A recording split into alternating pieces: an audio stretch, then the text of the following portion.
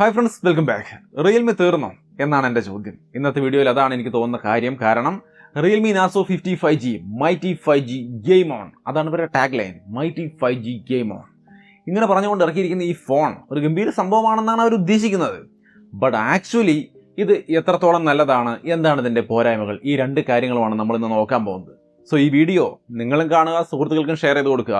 കാരണം പണ്ട് കാലത്തൊക്കെ റിയൽമിയുടെ ഫോൺ എന്ന് പറയുമ്പോൾ നമ്മുടെ ചാനലിൽ പലരും നമുക്ക് കമൻറ്റ് ചെയ്തിട്ടുള്ളത് റിയൽമി പ്രൊമോട്ടർ എന്നൊക്കെ പറഞ്ഞിട്ടുണ്ട്. കാരണം അത്രയും നല്ല ഫോണുകളായിരുന്നു അവർ ഇറക്കിക്കൊണ്ടിരുന്നതും നമ്മളതൊക്കെ റെക്കമെൻഡ് ചെയ്തിട്ടുണ്ടായിരുന്നു.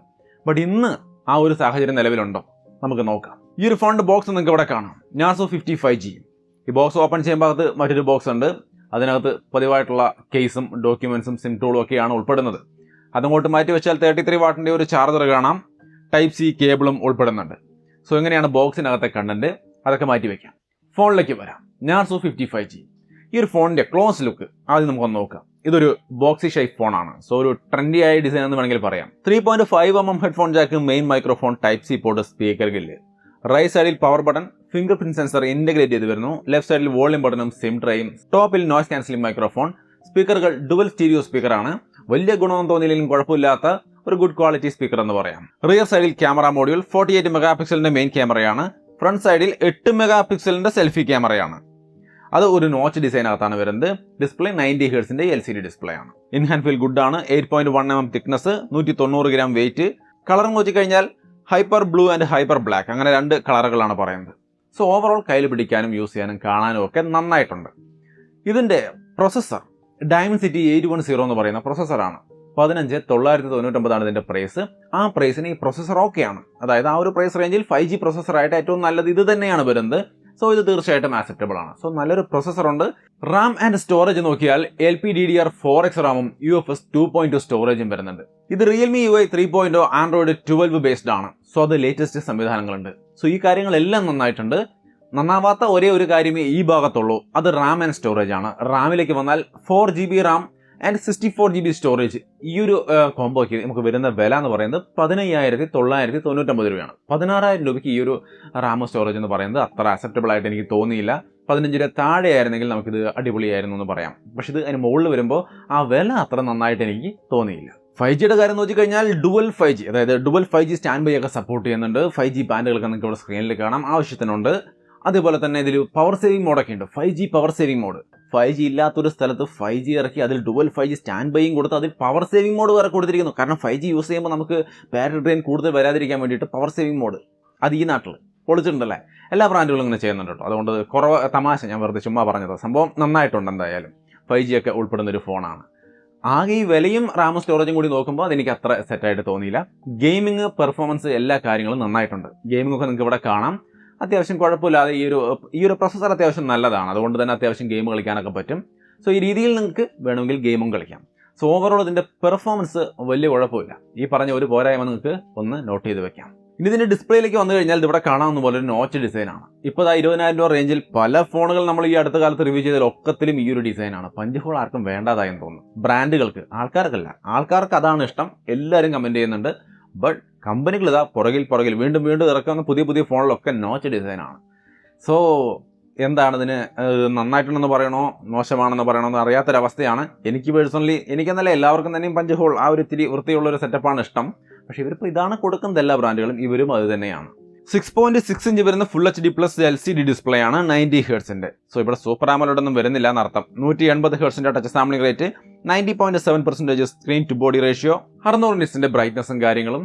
യൂട്യൂബിലേക്ക് നോക്കിയാൽ 4K ഒക്കെ പ്ലേ ചെയ്യാം. ഇവിടെ HDR ഒന്നും സപ്പോർട്ട് ചെയ്യുന്നില്ല. ബട്ട് വൈഡ് ബാൻഡ് 11 സർട്ടിഫിക്കേഷൻ ഉള്ളതുകൊണ്ട് നിങ്ങൾക്ക് വേണമെങ്കിൽ ആമസോൺ, നെറ്റ്ഫ്ലിക്സിൽ നിന്നൊക്കെ ഫുൾ HD തന്നെ കണ്ടന്റുകൾ സ്ട്രീം ചെയ്ത് കാണാം. സോ ഡിസ്പ്ലേയുടെ കാര്യങ്ങൾ അങ്ങനെയാണ്. ദി ബെസ്റ്റ് എന്നൊന്നും പറയാനില്ല, കുഴപ്പമില്ലാത്തൊരു ഡിസ്പ്ലേ. ക്യാമറയിലേക്ക് വന്നു കഴിഞ്ഞാൽ 48 മെഗാ പിക്സലിന്റെ മെയിൻ ക്യാമറയാണ്, 8 മെഗാ പിക്സലിന്റെ സെൽഫി ക്യാമറ. 8 മെഗാ പിക്സലുള്ള ഈ പ്രൈസ് റേഞ്ചിൽ ഈ ഒരു ഫോൺ ഒഴികെ ബാക്കി ഇവരുടെ അടക്കം ബാക്കി എല്ലാ ഫോണുകളിലും 16 മെഗാ പിക്സലെങ്കിലും ഉണ്ട്. ബട്ട് ഇതിൽ 8 മെഗാ പിക്സലേ വരുന്നുള്ളൂ. ബട്ട് ക്വാളിറ്റി, സെൽഫി ക്യാമറ ഇമേജുകൾ മോശമൊന്നുമല്ല. നിങ്ങൾക്ക് ഇവിടെ കാണാം. ഞാൻ ഈ ഫോട്ടോ എടുത്തിരിക്കുന്നത് അത്യാവശ്യം നല്ല ക്ലൗഡ്, ചെറിയ രീതിയിൽ മഴ പെയ്തുകൊണ്ടിരിക്കുന്ന ഒരു ടൈമിലാണ്. ബട്ട് എങ്കിൽ പോലും ആ ഒരു സമയത്തും നല്ല ഇമേജുകൾ ഇതിൻ്റെ ക്യാമറ തരുന്നുണ്ട്. 4K ഒന്നും ഈ ഒരു ഫോണിൽ എവിടെയും സപ്പോർട്ട് ചെയ്യുന്നില്ല. ഫുൾ HD വീഡിയോസ് ഷൂട്ട് ചെയ്യാൻ പറ്റുള്ളൂ. ബട്ട് നന്നായിട്ടുണ്ട് ഇതിൻ്റെ ക്യാമറയുടെ ഇമേജുകൾ. മെയിൻ ക്യാമറയുടെ ഇമേജുകൾ നിങ്ങൾക്ക് ഇവിടെ കാണാം. അതും നന്നായിട്ടുണ്ട്. വീഡിയോയിലേക്ക് വന്നു കഴിഞ്ഞാൽ മെയിൻ ക്യാമറ വീഡിയോ ക്വാളിറ്റി കാണാം. ഞാൻ ഈ പറഞ്ഞ ഒരു ലൈറ്റിംഗ് സിറ്റുവേഷനാണ് ബട്ട് കൊള്ളാം, നന്നായിട്ടുണ്ട്, കുഴപ്പമില്ല. സെൽഫി ക്യാമറയും മോശമല്ല. നിങ്ങൾക്ക് ഇവിടെ കാണാം സെൽഫി ക്യാമറയുടെയും വീഡിയോ ക്വാളിറ്റി. അത്യാവശ്യം നല്ല ക്വാളിറ്റിയുള്ള സെൽഫി വീഡിയോ കിട്ടുന്നുണ്ട്. ഇൻഡോർ ലൈറ്റിലും അതേപോലെ തന്നെ അത്യാവശ്യം നല്ല സെൽഫി വീഡിയോസ് ആണ് കിട്ടുന്നത്. നിങ്ങൾക്ക് ഇവിടെ കാണാം. മെയിൻ ക്യാമറയുടെ സാമ്പിൾ നിങ്ങൾക്ക് ഇവിടെ കാണാം. ഇത് വന്നിട്ട് അത്ര നന്നായിട്ടില്ല. ഈ ആർട്ടിഫിഷ്യൽ ലൈറ്റിംഗ് കണ്ടീഷനിലേക്ക് വരുമ്പോൾ അത്ര നന്നായിട്ട് തോന്നിയില്ല. അത് മാത്രമാണ് ക്യാമറയുടെ ഭാഗത്ത് എനിക്കൊരു പോരായ്മ തോന്നിയത്. പിന്നെ നിങ്ങൾക്ക് ഇതിനകത്ത് അത് കൂടാതെ 8 മെഗാ പിക്സലിന്റെ സെൽഫി ക്യാമറയേ വരുന്നുള്ളൂ. വൈഡ് ആംഗിൾ ക്യാമറയൊന്നും ഈ ഫോണിലില്ല. അങ്ങനെയുള്ള കാര്യങ്ങളൊക്കെ ഒരു പോരായ്മയായിട്ട് തീർച്ചയായിട്ടും കരുതാവുന്നതാണ്. ബാറ്ററി ആൻഡ് ചാർജിങ് നോക്കിയാൽ നന്നായിട്ടുണ്ട്. 5000 mAh ബാറ്ററി, നല്ല ബാറ്ററി ലൈഫ് തരുന്നുണ്ട്. 33 വാട്ടിന്റെ ചാർജിങ് സപ്പോർട്ട് ചെയ്യുന്നുണ്ട്. ചാർജറും വരുന്നുണ്ട്. സോ അത് പക്കയാണ്, വേറെ ഇഷ്യൂസ് ഒന്നുമില്ല. ഫിംഗർ പ്രിന്റ് സെൻസറിന്റെ പെർഫോമൻസ് ഒക്കെ കാണാം. അത് വലിയ കുഴപ്പമില്ല, നന്നായിട്ട് പെർഫോം ചെയ്യുന്നുണ്ട്. ഫേസ് അൺലോക്കും ഓക്കെയാണ്. സോ ആ മേഖലകളെല്ലാം നന്നായിട്ടുണ്ട്. ഡൈനാമിക് റാം എക്സ്പാൻഷൻ പോലുള്ള സംഗതികളുണ്ട്. കൂടുതൽ റാം വേണമെങ്കിൽ സ്റ്റോറേജിനടുത്ത് ആഡ് ചെയ്ത് ഉപയോഗിക്കാവുന്നതാണ്. പിന്നെ കരിയർ അഗ്രിഗേഷൻ, കോൾ നെറ്റ്വർക്ക് അങ്ങനെയൊക്കെ ചോദിച്ചു കഴിഞ്ഞാൽ കോൾ നെറ്റ്വർക്കിൽ നിന്ന് ഇഷ്യൂസ് കണ്ടില്ല. കരിയർ അഗ്രിഗേഷൻ ഉള്ള പോലെയാണ് കാണിക്കുന്നത് പലപ്പോഴും. എന്നാൽ അത് പെർഫെക്റ്റ് ആയിട്ട് വർക്ക് ചെയ്യുന്ന പോലെ തോന്നുന്നുമില്ല. സോ ഒരു കൺഫ്യൂസിംഗ് ആണ്, ഒരു ക്ലാരിറ്റി എനിക്ക് വന്നിട്ടില്ല. എന്തായാലും നെറ്റ്വർക്കിൽ വേറെ ഇഷ്യൂസ് ഒന്നുമില്ല എന്നുള്ള കാര്യം ഉറപ്പാണ്. ഞാൻ ഉപയോഗിക്കുമ്പോൾ പക്ക കണ്ടീഷനായിരുന്നു. സാർ വാല്യൂ നോക്കി കഴിഞ്ഞാൽ ഹെഡ് സാർ വാല്യൂ 1.169 ആണ്. ബോഡി സാർ വാല്യൂ 1.189 ആണ് വരുന്നത്. ക്യാമറ ടു API ലെവൽ 3 തന്നെ കൊടുത്തിട്ടുണ്ട്. വൈഡ് ബൈ L1 സർട്ടിഫിക്കേഷൻ ഉണ്ട്. വൈഫൈ കോളിംഗ് ഉണ്ട്. സോ ഓവറോൾ വേണ്ടുന്ന എല്ലാ ഘടകങ്ങളും ഉണ്ട്. പ്രൈസ് 4GB റാം 64GB സ്റ്റോറേജിന് 16,000, 4GB റാം 128GB സ്റ്റോറേജിന് 17,000, 6GB റാം 128GB സ്റ്റോറേജിന് 18,000 വില വരുന്നുണ്ട്. ഈ വിലയ്ക്ക് എന്തായാലും ഇവരുടെ തന്നെ Realme 9 5G അല്ലെങ്കിൽ മറ്റനേകം ഫോണുകൾ ഇതിനേക്കാൾ നല്ലതുണ്ട്. നല്ല സെൽഫി ക്യാമറയൊക്കെ ആയിട്ട്, നല്ല സ്പെക്കൊക്കെ ആയിട്ട് ഓവറോൾ നല്ല ഫോണുകളുണ്ട്. മറ്റ് ബ്രാൻഡുകളിൽ ഉറപ്പായിട്ടുമുണ്ട്. സോ ഓവറോൾ ഈ ഒരു ഫോൺ എങ്ങനെയാണെന്ന് ചോദിച്ചാൽ ഇങ്ങനെയൊക്കെയാണ് ഈ ഫോൺ ഇരിക്കുന്നത്. എനിക്ക് തോന്നുന്നത് Realme അവരുടെ രീതിയൊക്കെ മാറ്റി എന്നാണ്. അതായത് ഇങ്ങനെ മാറ്റിക്കഴിഞ്ഞാൽ, ഈ ഒരു രീതിയിലേക്ക് കാര്യങ്ങൾ മാറിക്കഴിഞ്ഞാൽ ഏകദേശം ഇവർ തീർന്നു എന്ന് പറയേണ്ട ഒരു അവസ്ഥയിലേക്ക് കാര്യങ്ങൾ എത്തും. കാരണം ഇവരുടെ ഏറ്റവും വലിയ അഡ്വാൻറ്റേജ് എന്ന് പറയുന്നത് നല്ല വാല്യൂ ഫോർ മണി ആയ കോമ്പറ്റീഷൻ ലെവൽ നോക്കിയാൽ അടിപൊളി ഫോണുകൾ തരുന്നു എന്നുള്ളതാണ്. സോ ഇവരിങ്ങനെ മാറുന്നത് കാണുമ്പോൾ നിങ്ങൾക്ക് എന്താണ് തോന്നുന്നത്? വലിയ കുഴപ്പമില്ല കേട്ടോ. പക്ഷേ കമ്പയർ ചെയ്ത് നോക്കുമ്പോൾ മറ്റെല്ലാ ഫോണുകളും ഇതിനേക്കാൾ നന്നായിട്ടുണ്ട് എന്നുള്ളതാണ് വാസ്തവം.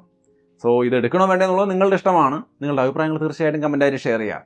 മൈറ്റി 5G ഗെയിം ഓൺ എന്നാണ് അവർ ടാഗ് ലൈൻ കൊടുത്തിരിക്കുന്നത്. ടാഗ് ലൈനും ഈ പ്രൊഡക്റ്റിൻ്റെ കാര്യങ്ങളും കേൾക്കുമ്പോൾ അതും ഇതുമായിട്ട് എന്തെങ്കിലും ബന്ധം തോന്നുന്നുണ്ടോ? എന്തായാലും നിങ്ങളുടെ അഭിപ്രായം കമൻറ്റായിട്ട് ഷെയർ ചെയ്യാം. പിന്നെ വീഡിയോ ഇഷ്ടപ്പെട്ടാൽ ലൈക്ക് ചെയ്യാനും ഷെയർ ചെയ്യാനും മറക്കണ്ട. ചാനൽ ഫ്രീ ആയിട്ട് തന്നെ സബ്സ്ക്രൈബ് ചെയ്ത് വയ്ക്കാം. വീണ്ടും മറ്റൊരു വീഡിയോ ആയിട്ട് കാണാം. ബൈ.